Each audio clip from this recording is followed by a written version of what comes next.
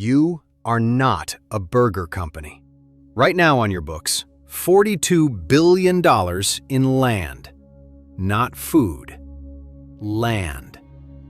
Every year you collect more money from rent than from selling a single meal. Your operating margin is 46%, 3 times higher than Starbucks.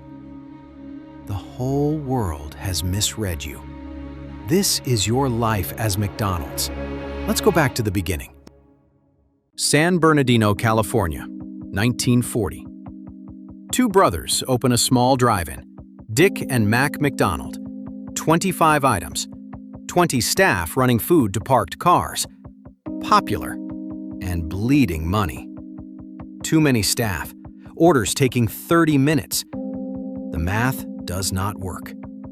For 8 years they run it this way. Popular, but always broken. So in 1948, they do something nobody has done before. They close for 3 months. They go to the tennis court behind their house. They draw the entire kitchen in red chalk on the concrete, full size. They walk their staff through it like a rehearsal.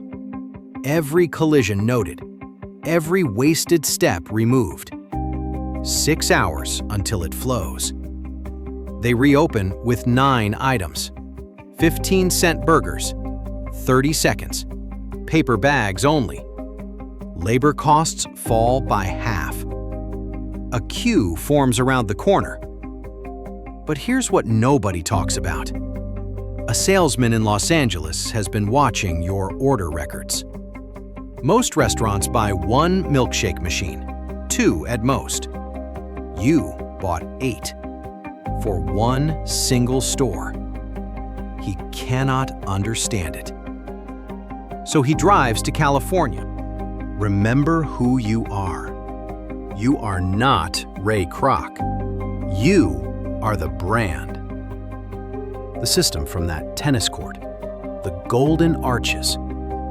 This man is about to find you. His name is Ray Kroc. He stands in your parking lot watching 100 people move through in 30 seconds. Not a restaurant. A machine that can be built anywhere. He makes a deal with the brothers. He will open new restaurants under your name across the country. The brothers get their share first. What is left for Kroc? 1.4% of every sale. Not enough to build anything. But he accepts because he plans to grow fast. And then he finds the trap. He cannot change your menu, your kitchen, or your design without written permission from 2 men in San Bernardino. Every improvement he wants to make, they say no. And this is where it gets strange. In franchising, each operator gets an exclusive zone called a territory. Nobody else can open your restaurants there. Those 2 men secretly sell your territory in one city to a local ice cream company for $5,000. Kroc buys it back for $25,000. His own ground. His profit that year? $77,000. The brothers' 1 store? $100,000. Something has to break. Pause here. Drop a comment right now. If you were Kroc in that position, do you stay or do you walk away? 1 word. I will read every single one. There is one way out. Buy the brand completely. Buy the name, the rights, the trademark, everything. No more permission. No more 2 men in California. Own you outright. He goes to the brothers with 1 question. What is the price to buy McDonald's from you entirely? Their answer? $2.7 million. In cash. No bank will touch this. One person believes this deal can work. A finance man named Harry Sonneborn. He borrows $1.5 million from 2 insurance companies. In exchange, They get part ownership of you. But he is still 1.2 million short. The number I'm about to tell you doesn't make sense until you understand one thing. That remaining money comes from 12 private investors assembled by one man in New York. One of those investors is Princeton University. Princeton's investment fund goes into buying your name. Inside the office, they are called the 12 Apostles. Then the brothers add one final condition: 0.5% of all future sales, forever. Sonneborn refuses to write it. It would scare the investors. So Kroc offers his own handshake instead. His personal word. The brothers trust him. They sign. That handshake is never honored.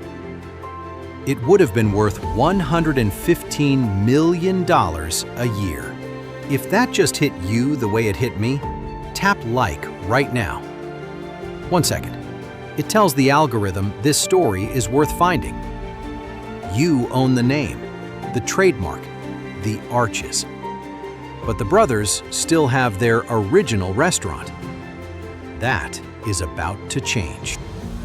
In the buyout, the brothers lost the right to use your name, even on their own original restaurant. They rename it the Big M. Same corner, same food. What happened next is the reason this video exists. Kroc opens a brand new McDonald's directly across the street, on purpose. Your pricing, your supply chain, your advertising. The Big M slowly loses its customers. It closes. The building comes down. You won by standing directly opposite. But the most important move had already started 5 years before any of this.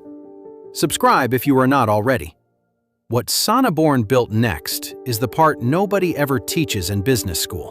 In 1956, while Kroc was still fighting that contract, Harry Sonneborn had one idea. Stop thinking about the food. Start thinking about the ground it sits on. Find the best corner in a city. Secure a long-term lease on the land. Build the restaurant. Then lease the whole thing back to the franchisee and charge them rent. Here is the part that changes everything. If they break your standards, one failed inspection, one missed payment, the lease is canceled. They have put everything into a building they do not own. You walk in. You take the keys. Sonneborn said it directly. The 15-cent hamburger is merely a vehicle to generate the revenue from which tenants can pay rent. By 1976, rent from American franchisees, $3.1 billion. By 2021, 64% of all franchise revenue came from land. Not food. April 1965. You go public. 100 shares costs $2,000. January 1990. Moscow. Pushkin Square.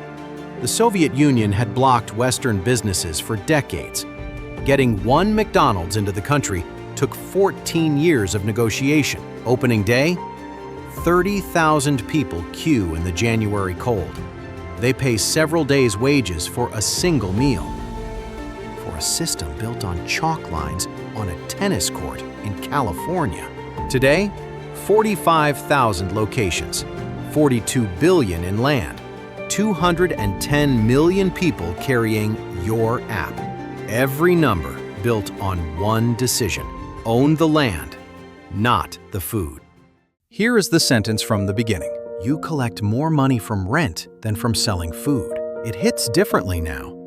A chalk court in 1948. A salesman trapped by a bad deal. A handshake never honored. A land strategy that became $42 billion. The biggest companies rarely make money from what they appear to sell. You sell burgers the way a bank sells safety. The product brings people in. The real asset is what nobody notices until it is too late. Every brand you will ever study has a version of this secret. So here is what I want to know. Was Ray Kroc the greatest businessman of the 20th century? Or did he steal a dream from two brothers? One word. Drop it below. If this is your life as McDonald's, subscribe, because next week you become another brand, another life, another truth nobody told you.